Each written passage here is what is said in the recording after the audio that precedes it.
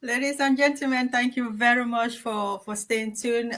We had a little technical glitch there, so the studio is back up and running, and the leader of the Ambazonia War of Liberation will be joining us soon again in no minute. And thank you all for your contributions. And like I said, we had a very extensive interview this evening, and we've covered a few, and we still have a lot more to cover. But like I said earlier, we'll open the links for people to call and send in their contributions. I've been receiving other questions while we were on break. I'll try and I'll do my best to read them out if time allows me. Otherwise, please feel free to call in and put through your contribution to the leader himself. Sometimes when you give your questions to somebody to read them out, they might not read them exactly the way you want them. So if you don't want me to, paraphrase your question, do well to call in once the lines are open to answer, to convey your questions to the president himself. So, Mr. President, thank you very much for not, leaving the show. Thank you for staying with me. And the people are really anxious to get us back in the studio. I've received a lot of text messages about the first part of the show. And people are excited and they are happy with the responses you've given so far. And so without much ado, I will just go back into our questions. And now we'll be talking about, the enemy himself destroying La Republique economy through economic sabotage. This has been one of your main strategy when it comes to the Ambazonia War of Liberation. Mr. President, what, first of all, is economic sabotage, though?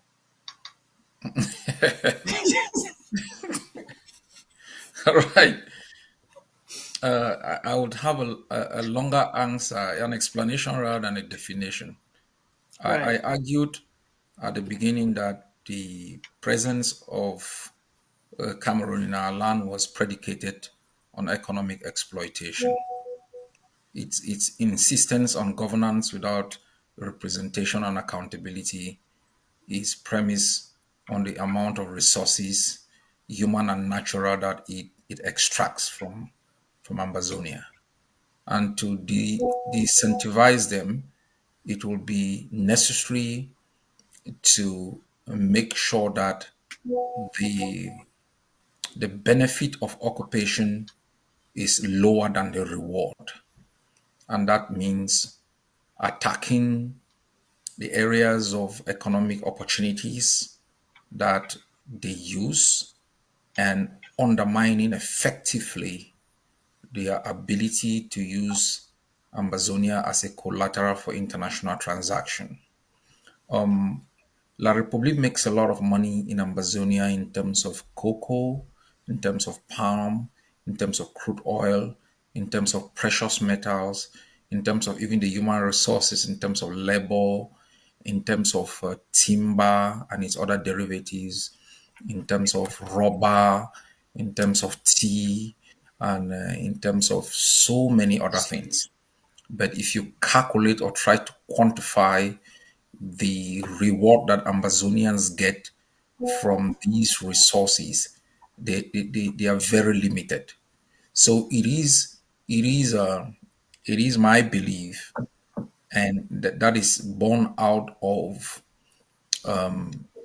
studying other struggles, that if we increase the cost of the occupation through economic sabotage, La Republique would have virtually no reason to hang around Amazonia for long. Okay. Thank you very much, Mr. President. At least a lot of people have a lot of people now understand what economic sabotage is, Let, let, and let I me hope. let me let me. I know you will go further, but I have some data here which is very important on the impact of economic sabotage. Are you going down that line? Right, yeah. I also have data here with me. I hope we have the same data, and I hope the studio also has the same data as well, so they can just project it for us to see. So, of course, we all know from what has been happening within La Republique that Cameroon is completely bankrupt. And you've talked about increasing the cost of Cameroon's occupation in Ambazonia in everything you say, because that is what you want to do. And thanks to your policy of haunting Cameroon's economy, by 2021, Cameroon reported to have exported 5.9 billion of goods and services and imported 7.8 billion, resulting to a negative trade balance of 1.9 billion. So, according to Massachusetts Institute of Technology Statistics, I know the PR has or more statistic that he will just flash on the screen. Cameroon's top exports were crude petroleum, that was 1.98 billion, constituting 37.9% of total export. Petroleum gas was over like 795 billion. I'm talking in US dollars. A million constituted about 16.2%. Cocoa was the same.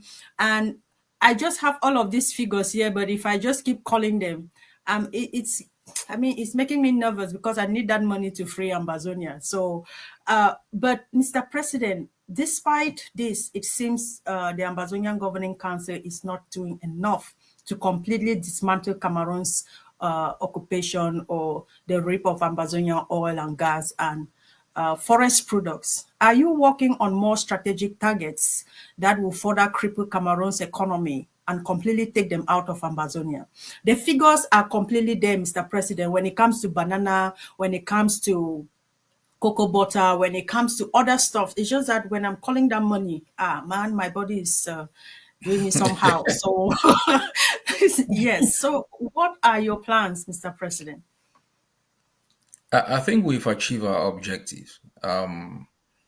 We have been able to,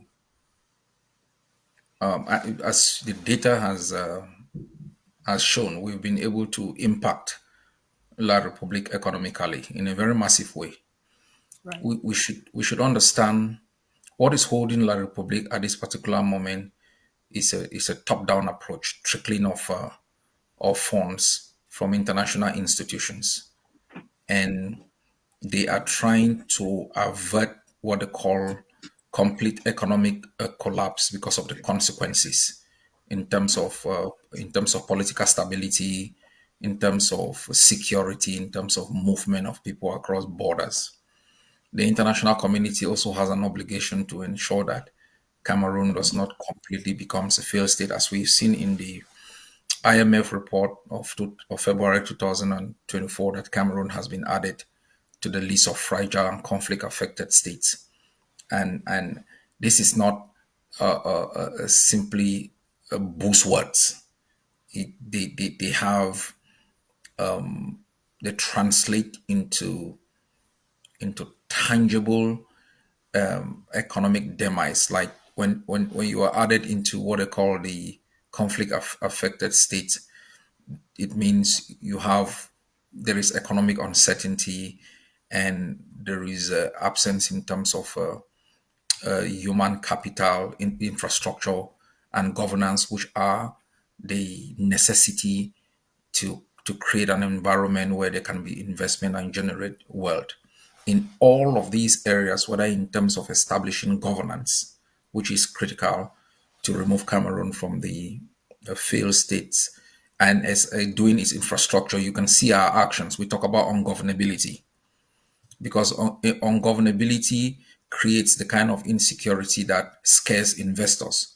We talk about ensuring that their so-called reconstruction projects are attacked, as you saw we did in Donga, as you saw we did in Mezam the other day.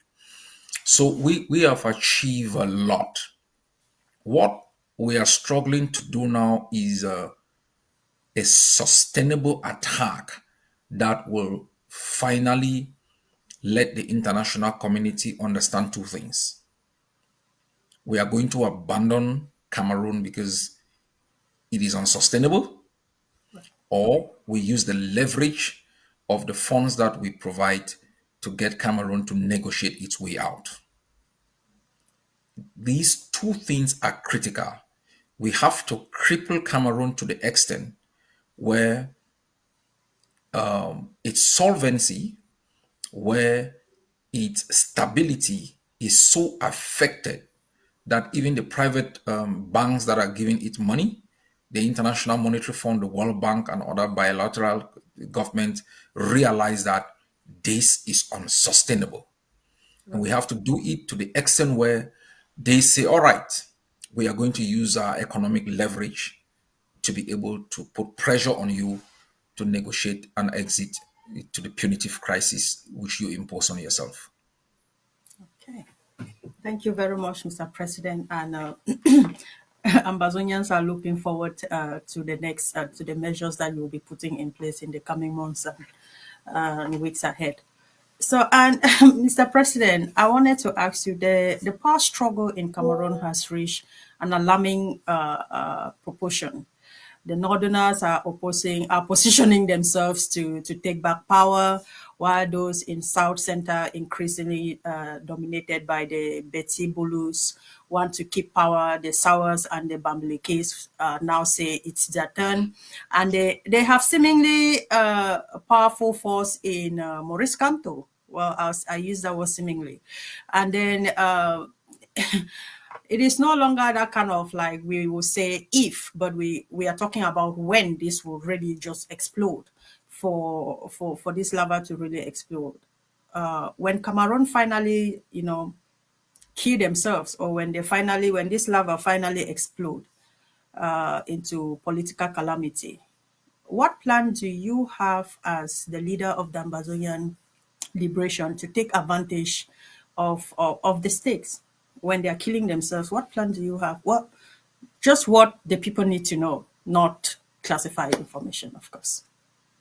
The reason why we've talked about static control, all of these things are connected. We are watching the internal dynamics in Cameroon from both a micro and a macro level. At the macro level, we are looking at the way the international community is dealing with the issue. At the micro level, we are watching keenly key indicators in terms of political positioning and exactly what you've explained, the power struggle, not only in terms of the different ethnic groups, but also the different top actors. For example, within the Bias family, you have the faction of the Chantal, Bia, Ngongo, the typical beneficiaries of the war. And then you have the faction of the Frank Bia that is trying to build some kind of cosmetic alliances with the North. And then you also have the fractured internal opposition that is trying to build alliances amongst themselves and with different ethnic groups. So we are watching keenly and we are working on different scenarios. Our preference, which is consistent with the way liberation struggles work, would be a set of individuals who believe in the right of the Amazonian people to self-determination to take power. That was the classic strategy that was used by the Eritreans to alter the power dynamics within Ethiopia in their favor. And I think these are things we cannot talk about in public. In terms of our own preparations within Amazonia, there is already an existing office that is overseen by the defense chair and the vice president to work on possible scenarios. Forces are also instructed clearly on courses of action that they have to take should there be an emergency or total chaos within La Republic to Cameroon. I have spoken frequently on the responsibility of the Ambazonian population at this particular moment to support our forces in executing stability measures that will secure our territory and prevent the loss of life. In a nutshell, for us to reach that level of certainty in terms of preparedness, our people need to take seriously the importance of the liberation tax, that we need to plan. There is what you call the lava. It's already flowing down head 3. By the time it strikes head 1, if we are not prepared, and then we'll be engulfed by uncertainty that might spiral out of control. Okay, thank you very much, Mr. President. And we are looking for those loopholes to just hit when it hurt the most. So, thank you very much for always thinking ahead of time. It's very important to have a leader who knows and understands the way the enemy function, and that is what you've proven to Ambazonians over the years. And the reason why people most let me say, most people hate you is because you know too much, and it frightens them, and it scares the hell out of them because they are so ignorant of what is happening. They don't even know where to start or how to go about it. But when they see you just do it seamlessly, and it scares them a lot. And we are happy, truly, to be honest with you, Mr. President, we are totally happy to have somebody like you sitting at the helm of affairs in Ambazonia. And Ambazonia will forever remain grateful to you. Okay, Mr. President, it's no longer a secret. We hear Maurice Kamto, the main opposition, Cameroon opposition leader, is attempting, or let's say has formed an alliance with Ayok Tabe and has sent emissary to, in the person of Ninche, to meet with Ayok's non-existing assistant Yerima in Germany in this month. This seemed to be a repeat of what Frunzi and Joseph Mbandam did when they spent over $1 million, a lot of public money, with anti-revolutionaries to defeat ADF and key fighters or key the entire revolution. Are you worried that this will be a repeat of what happened in the past, where Cameroon opposition leaders threw out money to enable us within the Ambazonian liberation to dismantle the ADF forces? What is your, I mean, what is your message to Kamto, Cameroon, and these enablers who are making a fool of themselves? But most importantly, are these people trying to undermine the importance or the independence of Ambazonia by aligning themselves with Cameroon, Mr. President? I'm not certain if I can characterize the interaction between Mr. Ayuk Tabe and Kamto and Ninja as an alliance. I still need to read more to understand how deep it goes. One of the misfortune of the IG has been its lack of understanding of how it should conduct itself in the face of changing dynamics. It basically sees every opportunity as a platform for posturing and political propaganda. That is how they treated the question of negotiations. That is how they were able also to secretly appoint Mr. Weber as a vice president. That is how they distributed portfolios within the IG as a compensatory package to to allies. As far as Kamto is concerned, he is an anti-Ambazonian. That is not something I'm conjuring. His position has been very anti-Ambazonia, and we have taken note of that.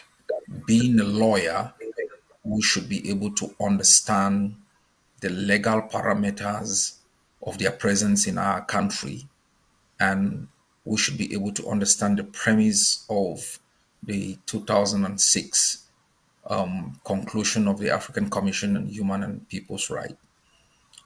We are appalled that he is taking such a radical public position with respect to Ambazonia. There are other issues with respect to opposition parties within occupying states that are dealt with in a strategic manner. And we saw that in the Eritrean situation. We saw that even with the situation of South Africa. But I think the way that we are seeing the unveiling of the relationship that Mr. Ayuk and others are having with the Kamto faction is very counterproductive.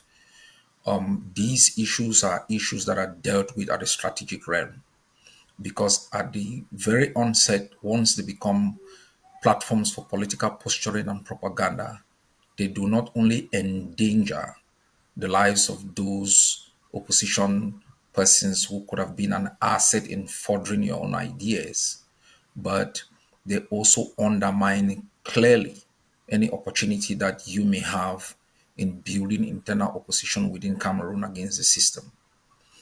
What I can say is this: everything that these people have involved themselves in, I mean, the IGs, has failed.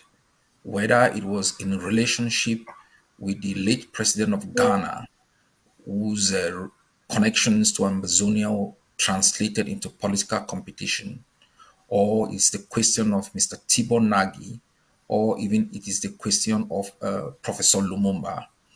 Every opportunity that has availed itself to Ambazonians to strategically utilize in furtherance of our aspirations has been turned into a tool of legitimation in their venture of becoming president of Ambazonia.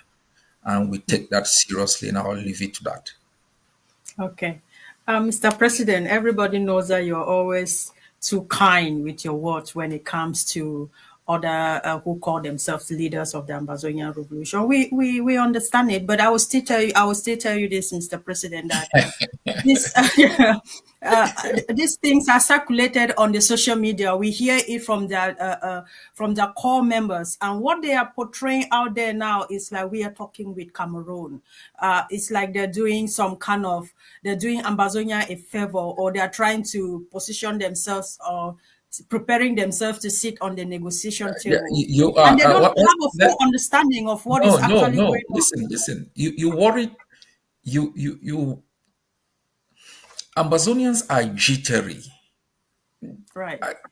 and sometimes you people expect me to fan the flame of being jittery. No, what I want to do is to calm the nerves of Ambazonians. These things are non-events. They are non-events. We know the IG. We know the way they function. I've just given you simple examples of how strategic opportunities were blown out because every opportunity for them is a platform for posturing. Right. To relate to opposition parties within occupying state is not criminal. And I've given the situation of Eritrea that exploited Ethiopian opposition to build an internal opposition to. But when you find people who meet, powerless opposition figures and start putting demands, and then you can understand the level of naivety. When you find people who talk with security guards in jail and then they are putting 4 points of demands, it shows it. You have to understand these things. It is I always want to make sure that the way we conduct ourselves as Ambazonians is civil, and I try as much as possible. If you want to call yourself a leader of a people, you have to lead the good, the bad, and the ugly. And when I come on TV, I try to be as modest in my words to educate, to inform. I am not in some form of a political campaign where I want to bring down others to make myself look better. But I think we sometimes demonstrate a level of naivety that makes the enemy look at us as being desperate. It is not unusual. And I said, even when Mr. Ayuk met with La Republique in jail, that it's not unusual. Mandela met with the South African government while in jail. Those are normal procedures. But how you conduct yourself, when Mandela was chastised by by the ANC leadership in Zambia about the meetings he had with the South African state, he basically responded with humility to them. And he said, my friends, my brothers, I do this thing for a common interest. And if I cross the line and you identify it, I will step back.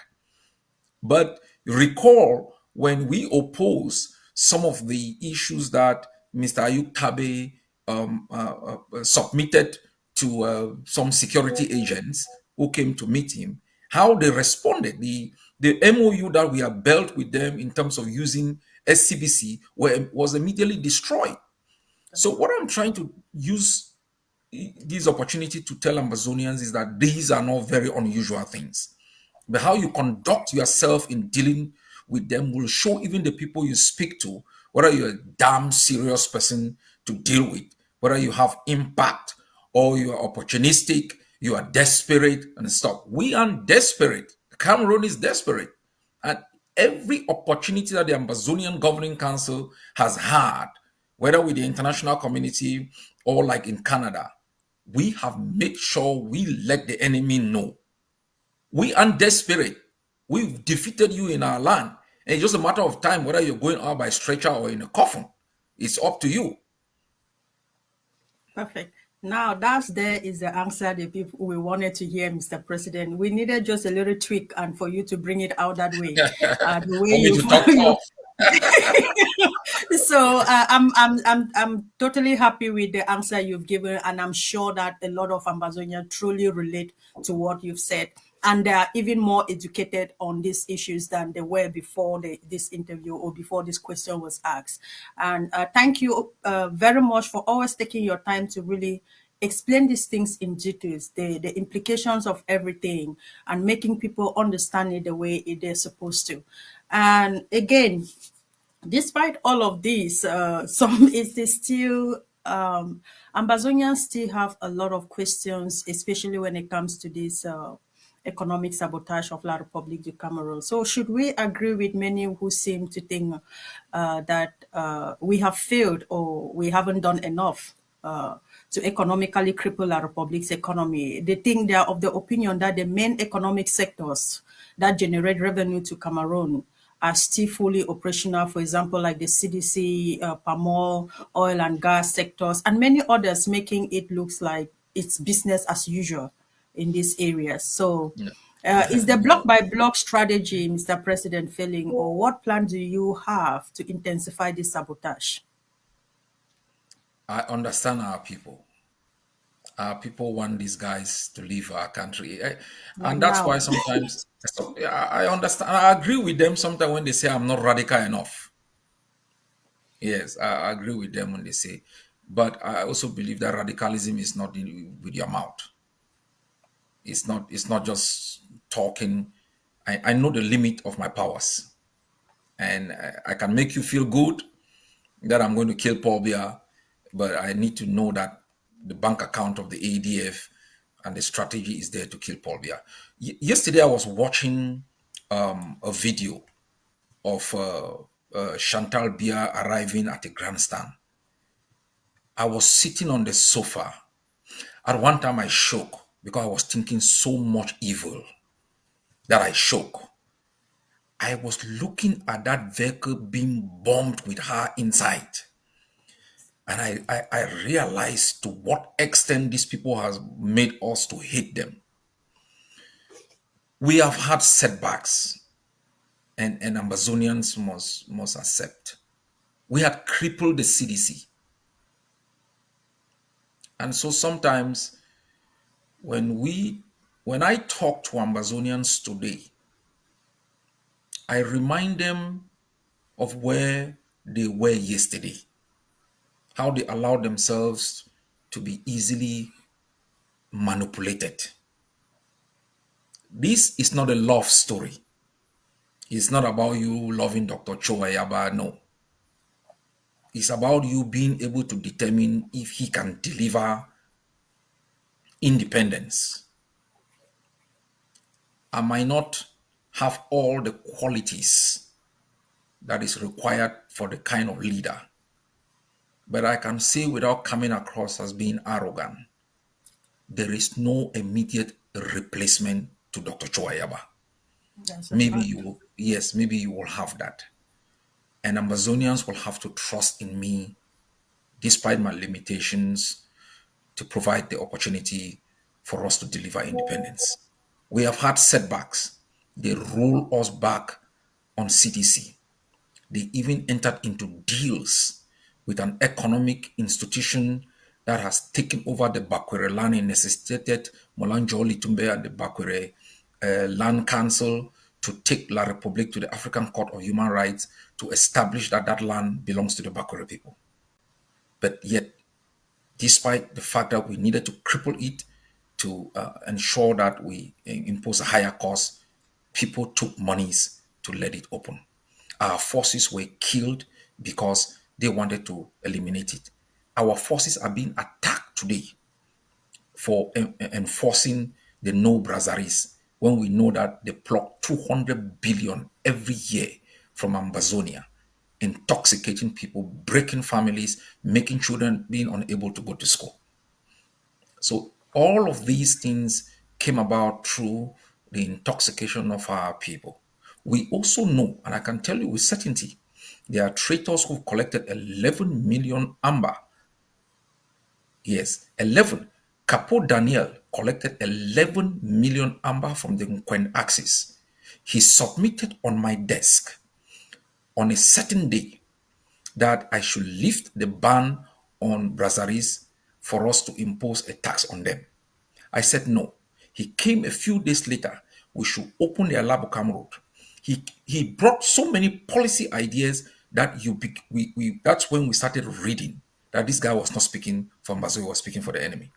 Many people have benefited from attacking policies that would have helped to push us forward in the name of their sympathy for the Ambazonian people. And I have argued to show sympathy for the Ambazonian people is to show them the forces that you've established that is fighting for their freedom, is to show them the number of educational institutions that you've created for their children, is to show them what you are doing internationally at the domestic level in furtherance of their right to independence. But I can also say this: we are coming back. Just in the past few months, our economic sabotage actions have cost La Republique more than 900 million amber in terms of armor cars destroyed, in terms of caterpillars and all these other things that were crippled in in Donga, and the Brazzaville trucks that we are taking down. It has cost the regime. And I call on all the forces across the territory to focus on ensuring that every institution that benefits the enemy should be destroyed. Any office, taxation office, any office that is established to serve La Republique du Cameroon, the Minister of Fire should visit that office. We must go down in a way that the enemy knows this year, before we get into next year when the chaos will engulf them, that we mean business. Perfect. Thank you very much, Mr. President. And I totally agree with you that the Minister of Fire should visit them. I totally 100% on that. Mr. President, there is this question that came to me, and I was contemplating if I should ask it or I shouldn't. But because I know that you will handle it and really give clarity on it and help the person that sent it and also many other people who have been disturbed about this same notion, I will ask it. This person is of the opinion that the ADF is concentrated in the Savannah zone for the last almost 8 years now. And that it's been very difficult for ADF to expand beyond that. 90% of the casualties are in the Savannah zone. And it seems like the block by block strategy that was implemented from the start of the struggle is no longer effective, or it's no longer working at all. And so he wants to know why. And that many people are now calling the Ambazonian War as the Bamenda War, which I totally do not agree on that. But He's more concerned about the expansion of the ADF, the casualties in the savannah, and the block by block strategy. How would you want to address this particular concern? The block by block strategy is still in existence. I think two previous outings ago, I explained to our people, I explained the following. The strategy we employed, which you call the block by block, also function in terms of the core periphery strategy. Most of the fighting was done at the periphery. That is every village, every neighborhood, every rooftop, every gutter hole. You had a two-man force, three, four, five, six, and seven. I also explained due to the infiltration, due to the setbacks that we have had, most of the peripheral forces have been attacked, undermined, and some dismantled. That has left the core forces to be at the forefront of the attack. And that's why you see the number of generals that are being killed, of top generals, is going up because sometimes the enemy now have more contact to the core force. One of the strategies in pushing forward the liberation task, when I talk of the resistance and the liberation, to be able to achieve the resistance, you need to rebuild the peripheral forces, which is a reflection of the bigger picture of the block by block. To be able to achieve the liberation, you need to focus on the core that needs higher amount of money. We are rebuilding the periphery and we are seeing the result, and our people need to be patient. In terms of whether we operate in different places, no, we operate. 2 days ago, we were in the BLM. We were in the BLM. We we are operating at the Trans-African Highway that cuts across from Manyo down to Meme. Our forces, the ADF, is there. The ADF is in Fako. What I have come to conclude, and I have explained this, there are key strategic states that are relevant for the liberation. And I will not be able to name them here. But I'm also glad to say Ambazonian forces exist in every state. They are fighting in Xi'an. It may not be ADF, but the Ambazonian forces. The people who staged the daring attack into Boya, the mountain lions, are Ambazonian forces. They are existing in Fako. In Meme, there are more forces existing there. There were times when the resistance was more ferocious in the Atlantic than in the savannah. There were times they were more ferocious in Manyu than it was ferocious in Momo. There were times it were more ferocious in Meme. You could not pass through Meme. You could not go into Kupe Maniguba. I sent General Ivo at times into Kupe to go back up forces there. We know of Ten Kobo, how he functioned in the Indian Kupe axis. We know of Ekiko functioning in the Kupe Meme axis. So we should not forget soon to always think like the fighting is always in the savannah. We should recognize the fact that the propaganda of the enemy has been destined to divide Ambazonians. The propaganda of the enemy is to give a semblance of a concentration of forces in a particular area. It's also an irrelevant propaganda. Most liberation wars work on the notion that you start from your point of strength and move down to your point of weakness. It is the tradition of liberation wars. It is the Ambazonian struggle where you have limitation in the fact that we don't have a state backing us, that we are spread all over Ambazonia to be able to wear down the enemy. So we should have confidence in the strategy. What we need more injection of funds to be able to bring back the spirit of peripheral core resistance that we were so proud of. And I'm definitely sure with what we are seeing today, we are going there. Whoever thought we could pop the enemy in the center of Nkambe, we did. That's just, what they call, testing. And we are making progress in many places. We will have setbacks in other places, but I can say with certainty, based on the knowledge I have on the way our forces are spread, that Ambazonian forces are strong. Ambazonian forces are fighting in the 13 states, and if we make a lot of more sacrifices, we will take them up. Okay. Thank you very much, Mr. President, for really bringing clarity to that, because a lot of people now think that the fighting is only concentrated in the Savannah zone, and I'm glad that you were able to cite most of these examples. So when they don't see these things, it doesn't mean that it doesn't happen at all. So Absolutely. thank you very much for that. And you know, people are more, sometimes they are more they focus on what they have interest in. So if you're focused on what is happening within Bamenda, you will see what is happening in Bamenda. If you don't look at what is happening in Victoria, you will definitely not know what is happening in Victoria. So but in that you cannot tell me the Bamenda war is the Ambazonia war. So thank you very much for that clarity. And okay, so Mr. President, one last question on this before we will move forward to other parts of this conversation. So amidst the political chaos in Cameroon and maybe its eventual collapse, well, its eventual collapse because it's definitely going to collapse. Do you, however, see a possible working partner in La Republique leadership as a neighboring country in the future?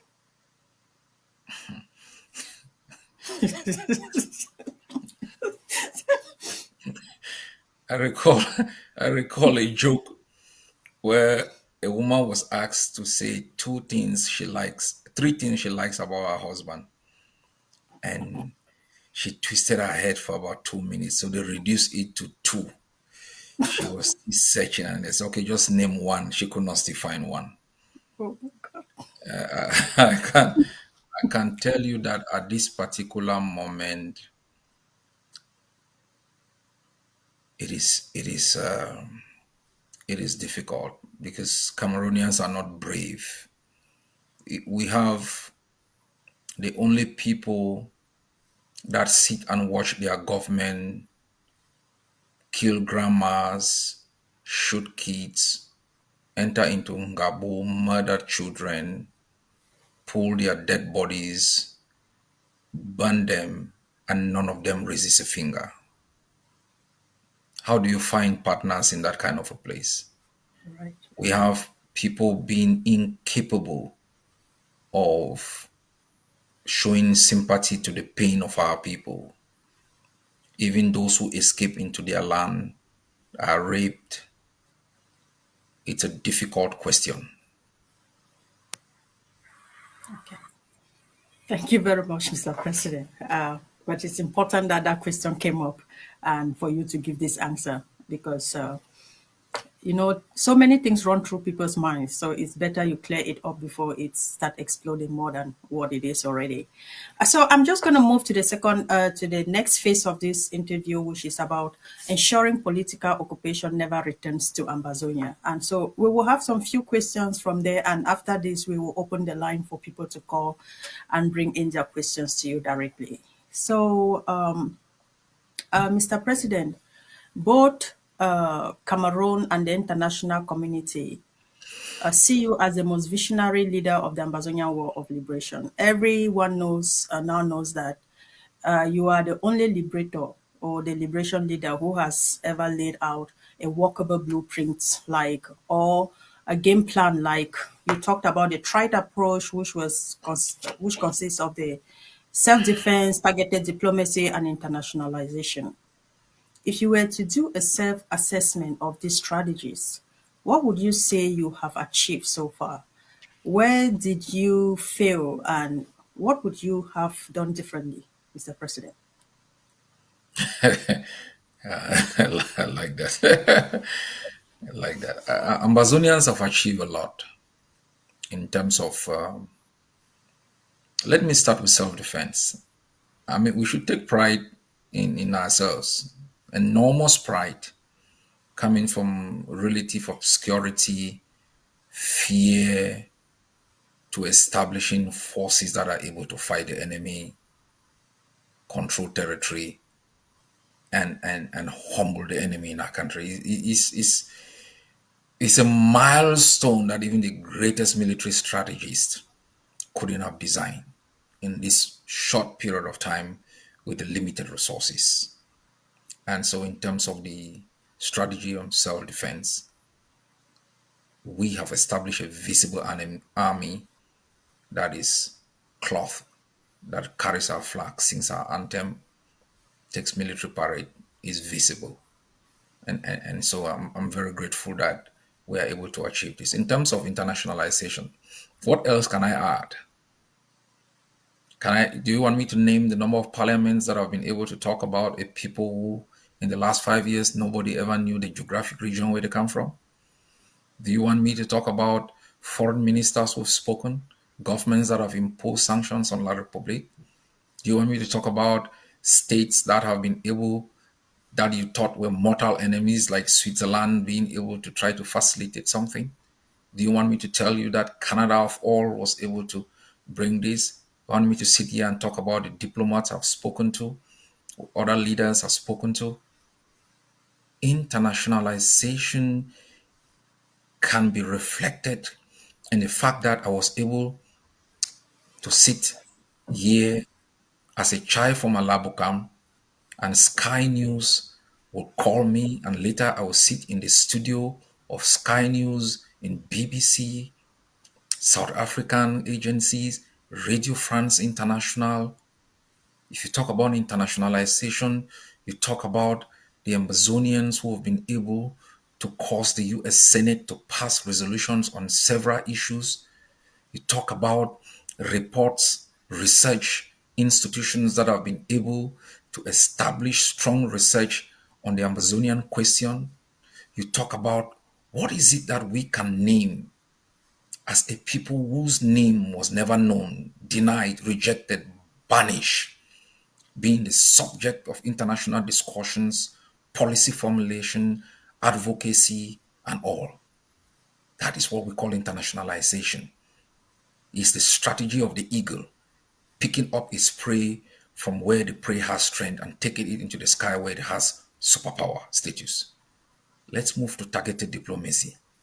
Right. Targeted diplomacy meant being able to translate this international visibility into specific diplomatic discussions that could further recognition, that could further pressure, that could alter policies of governments, that could change state positions on Amazonia. For different in the House of Lords, in the US Senate, the US Defense, Senior General talking about Agao, the French Parliament, the German Parliament. So each time we are down, I want to remind us where we're coming from. If you don't know where we're coming from, you wouldn't know how far we've come. If you don't know how obscure we were, you wouldn't know how visible we are. So we should take pride in this strategy.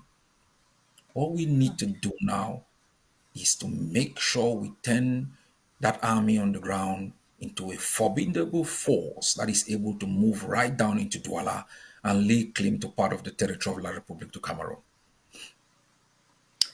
Wow. Thank you very much, Mr. President.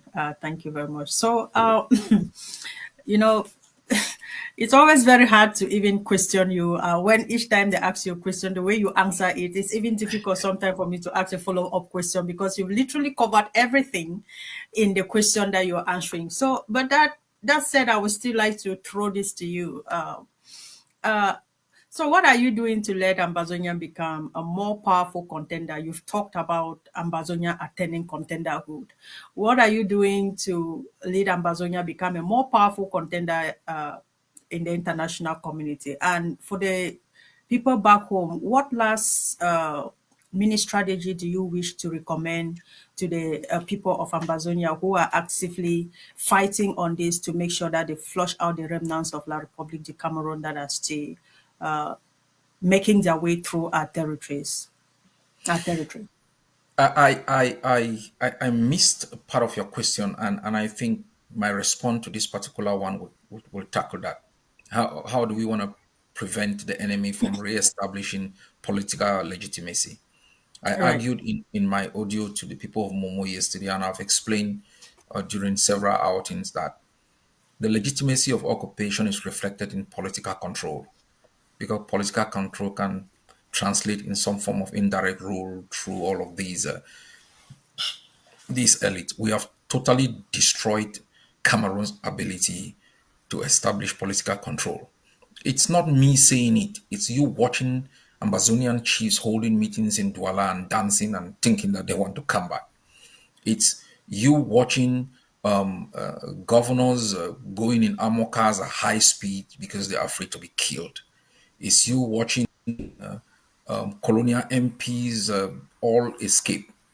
And if you wanna quantify one incident that shows the total humiliation and capitulation of the enemy, is the miserable pictures and videos the on the 11th of February. So true. Political control of Ambazonia is impossible. We will kill all of those chiefs who attempt and elites. They can only drop in like special forces and drop and get out. We will arrest them anyway. We are strong. We know them. We know our territory. So we must continuously build the ability of our forces not only to take out these individuals who want to re-establish political control. We must also work to make sure that, and we succeeded. And I want to congratulate our forces for what they did on the 11th of February. And as I announced thereafter, 20th of May is on Country Sunday. Right. We've started preparation. Our aim is not simply to stop it, to humiliate the enemy. And how do you have political control when you don't even have the ability to organize elections in the land you claim to occupy? We will not allow any elections to take place within the territory of Amazonia. So, for our people to understand how we are going to win this thing completely and then persuade the international community that we are an asset and La Republic is a liability, it is the way we organize ourselves. We must organize ourselves to project a sense of stability and a sense of continuity. The international community wants stability. So it's looking at us how we organize ourselves. If our forces follow command and control, if they are able to protect our students who go to school, if they are able to establish public services in terms of health and other institutions that cater for our population, if there is a sense of self-rule within Amazonia that can replace the institutions of occupation, and so, in measuring or in comparing the state of Amazonia and the state of Cameroon, if in times of maximum chaos and economic collapse in Cameroon, they see in Amazonia a sense of stability, a sense of organization, it will give the international community the ammunition to be able to tell Cameroon that, listen, you've lost total control and Amazonia has taken control over itself. But they are a bit now wary whether there will be setback in Amazonia, and they don't want to support something that is not sustainable. So for us to make them support us, we need to mobilize more resources, build more institutions, make sure we can protect our children, and make sure that we show a sense of self-governance in areas of dynamic and static control. Okay. Thank you very much, Mr. President. And just to add this to what I said earlier, would you say the alliance between Ambazonia and Biafra is another strategy that you've put in place to make sure that the enemy never reoccupies or return to Ambazonia? And if so, how does it? How would you think this? How do you think this would work? I'm so happy you brought the Biafran issue. You know, in Ambazonia, I'm so happy you brought it because what I see, I still wonder if people see. This is what Ambazonia should. I know Ambazonians have been like when they look at the Biafran alliance, they feel like Biafrans will send Ambazonia 100 guns or all of these things because we are always looking at relationship in terms of the kind of very tangible benefits that we can have. Right. It is in that land that Ayub Tabe and his entire cabinet they were kidnapped. It is in that land that the Taraba 47, the Calabar 7, they were picked up. Nigeria had the opportunity to have a semblance of peace to be able to build an alliance with Cameroon that undermines Ambazonian nationalism. We gave them chaos. We give them something within their own border to be worried about. And I can assure you, if there is chaos in your own house, you will not have time to build a strong alliance with Cameroon to be able to undermine Ambazonia. If you just listen yesterday, Biafrans have established their own currency. We work with them in the alliance in establishing their own TV. I think you're all part of this network. You were leading the organization of the Finland conference. The Biafrans have built the Biafran Liberation Army. They are fighting on a daily basis. We talked about Bakassi. I know people are jittery. They have been operating also within the territory of Ambazonia in the area of Bakassi. The alliance has strengthened Ambazonia. It has strengthened Ambazonia in a way that only history will be able to make us understand these moments. You can see in the report of the International Crisis Group, they mention this alliance. Aso and Mvomeka are worried, and Biafrans are growing in strength. Ambazonia is growing in strength. It's an 80 million economy of 70 million Biafrans, almost 10 million Amazonians. So as we fight to liberate ourselves, we must also think about this. On our coast is the Atlantic. On the other side is Cameroon. Right. On the other side, it could either be Biafra or Nigeria. If we allow Nigeria, we are surrounded by the Atlantic, Cameroon, and with Nigeria. While Nigeria is exposed to Niger, is exposed to Benin, and it is exposed to Cameroon. We have given Biafra an opportunity in a country where the Yorubas are exposed to Benin, the Hausas are exposed to Niger, for Biafra to be exposed to Ambazonia. We have created a balance of opportunity and a balance of power in a place where two states in their arrogance determine whether you live or you die. And that's not all. As the future unfolds, they will be tangible. Tangible. We have just established a wonderful document that will be signed by both Biafra and Amazonia that will be going to the African Union to be able to call their attentions to the evolving reality that is in that particular area. And if Cameroon and Nigeria do not realize as quickly as possible, it will spell doom for both nations. As for us, Amazonians and Biafra, we have known nothing else than misery and pain. This is the first time in our miserable existence that we feel empowered, emboldened, seen, and heard. We are still speaking with a microphone. Very soon, every Amazonian will have a megaphone in their hands. Right. Thank you very much, Mr. President. I like the way Are you we not? closed. Are we not finishing soon? It's 3 hours. We are Jesus. finishing, Mr. President. Okay. Uh, Okay, Mr. President, as the leader of the Amazonian War of Liberation, there's been this constant call of for collaboration and a united front in the Amazonian War of Liberation by Ambazonians themselves and the international community. Is there truly a divide that Ambazonians are not united? But I want to ask you, is there truly a divide amongst Ambazonians, or is it just another ploy of the international community to justify its inaction in the ongoing genocide in Ambazonia? Yeah, well, first, Canada showed how united Amazonia is. It showed, and it also exposed the division in Cameroon, how you could sign an agreement and a minister of communication undermines it on television. So it's an excuse for inaction. And Ambazonians are united.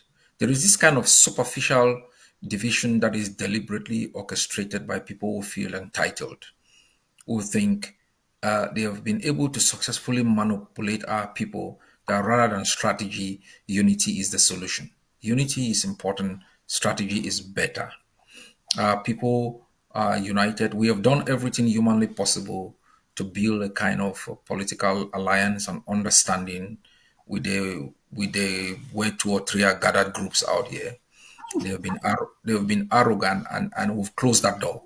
Our focus now is to make sure that we can bring the forces together to work together in eliminating the last vestiges of Cameroon's presence.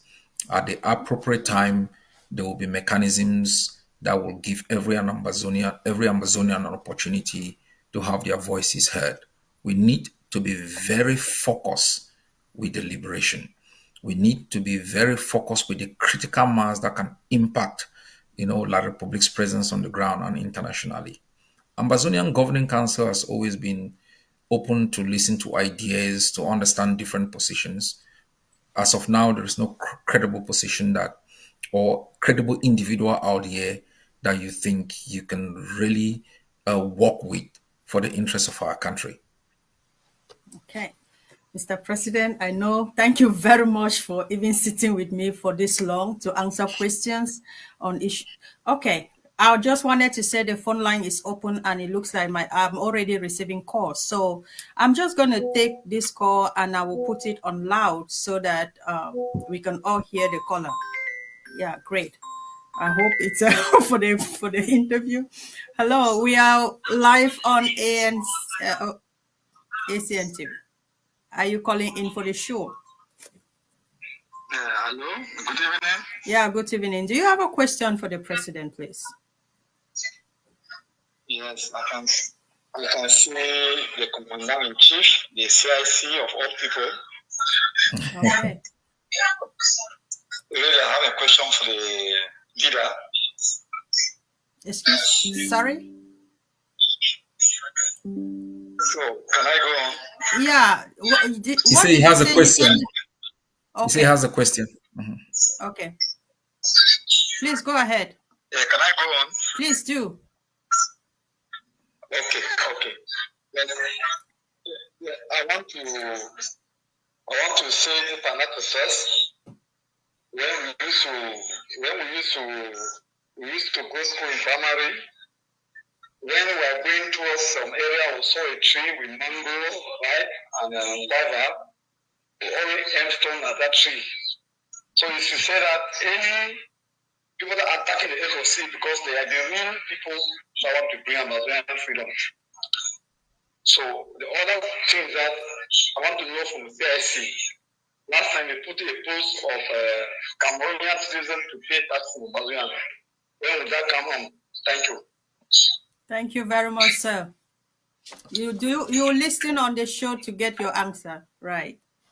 Mr. President, you have All right. I have just the draft law for residence permit for Cameroonians in Ambazonia has been done. I have submitted the draft from the Law and Justice Department to the Secretariat. It is making its way to the various missions. The missions will debate the law, and then it will be discussed in a general session. Once adopted, it will go swiftly into force, and we would enforce that law with every ounce of the powers that we have. Okay. Thank you very much. I hope, Mr. Kola, you got your answer from the president. And just to let you know, the lines are now open. Please call in and give and contribute or ask your questions directly to the president. We have just the next 15 more minutes to go. We've kept him here for a while now, and we would like to release him to attend to other state duties. So if you have a question, please call the number on the screen and ask your question, or you can type your question on the comment section, and I'll try to pick it up and ask the president.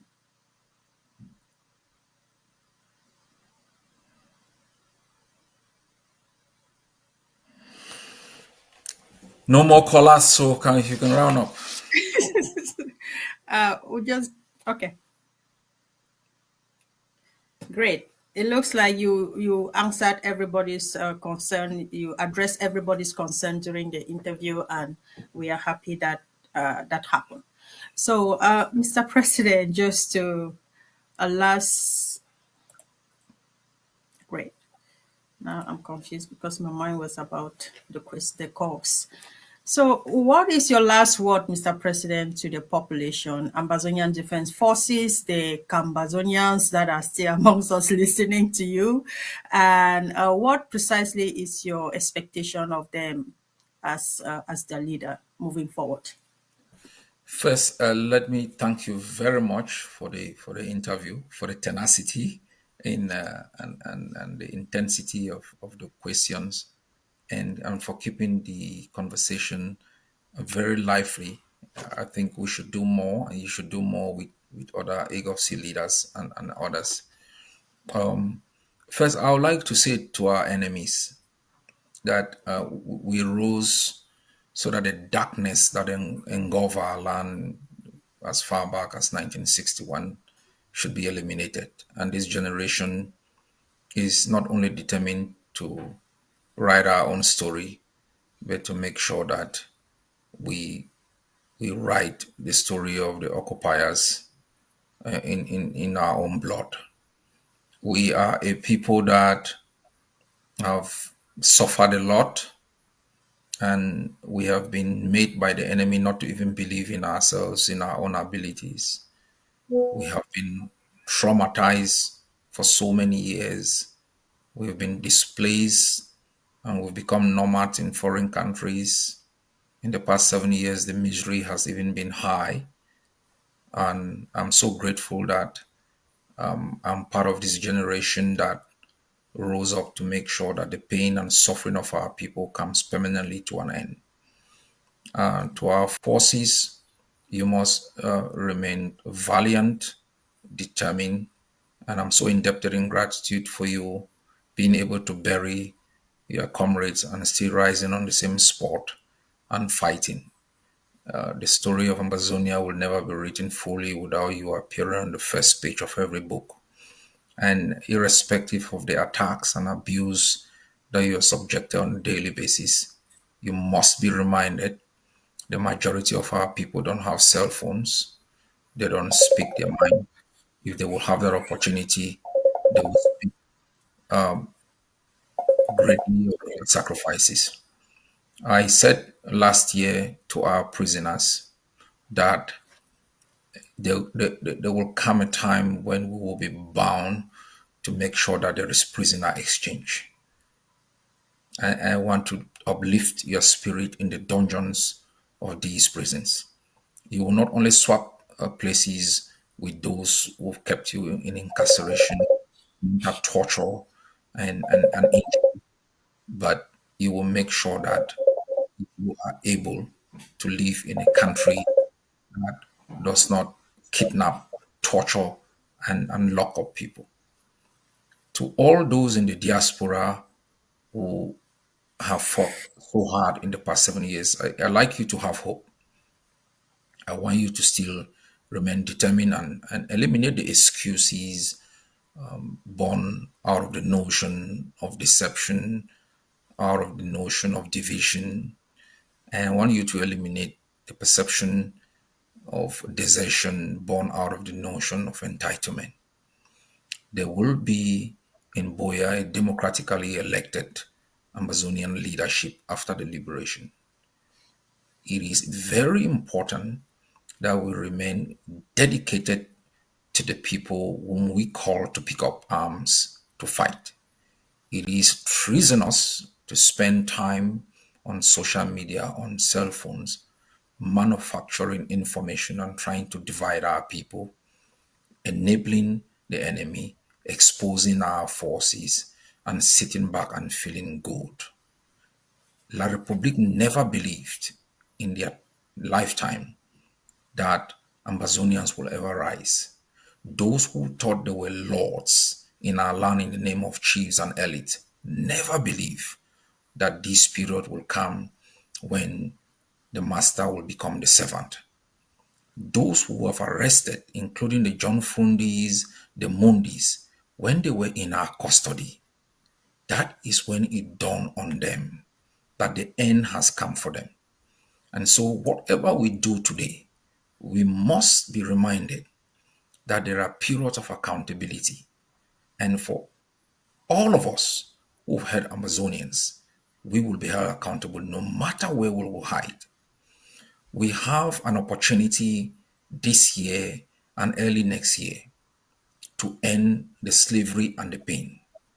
The pain on Ambazonians has not been imposed by the actions of those who've carried arms to defend our people. The pain our people feel, the suffering, is due to the occupation. The occupation is the foundation of the suffering. The occupation is the foundation of the lack of hospitals, the lack of schools, the lack of good roads, the lack of jobs, the lack of opportunities. It is not the resistance. This attempt to demonize our forces must come to an end. The attempt to make La Republique feel like they were better occupiers against our people than the patriots who defend our land must be buried.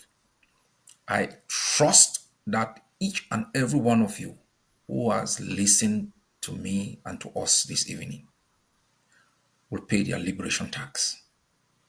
As the press secretary has said, that is the game changer. We are free. Freedom is in the mind. What exists on the ground today are the remnants of occupation. If we fight harder, we will dismantle it. Okay. Thank you very much, Mr. President, for that last question. And should I consider that as your closing remark? Because it kind of Yes, sounded. thank you. Yeah, Thank so, you. My closing remarks. okay, thank you very much. I'm sorry to all those who are calling. When the line was open, you guys were not calling. So now my phone is blowing. We are no longer taking calls. We'll schedule another a session where we'll give you enough time to call in and ask your questions. But I hope, stop calling, please.